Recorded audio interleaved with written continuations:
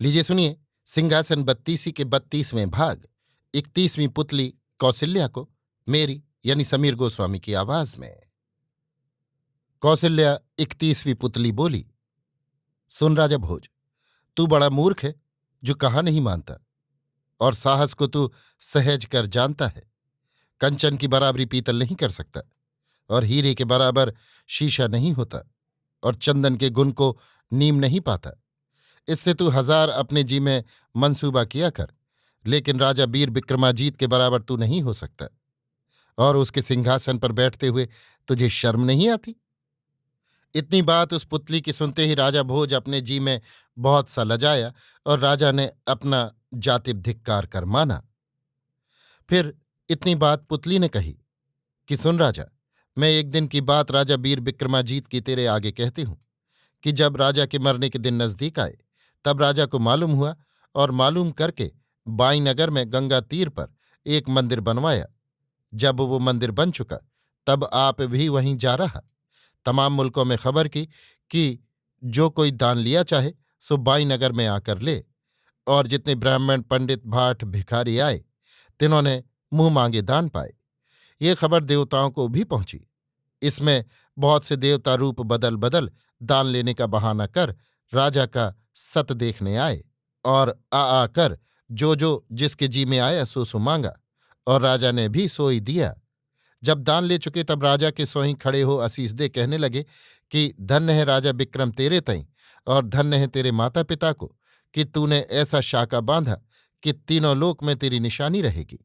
सतयुग में जैसा सत्यवादी राजा हरिश्चंद्र, और त्रेता में जैसा दानी राजा बलि हुआ, और द्वापर में जैसा राजा युधिष्ठिर हुआ, तैसा कलियुग में विक्रमाजीत तू है। जैसे चारों युग में तुम धर्मात्मा राजा हुए, तैसे न हुए हैं न होंगे। इस तरह राजा से कह देवता विदा हुए।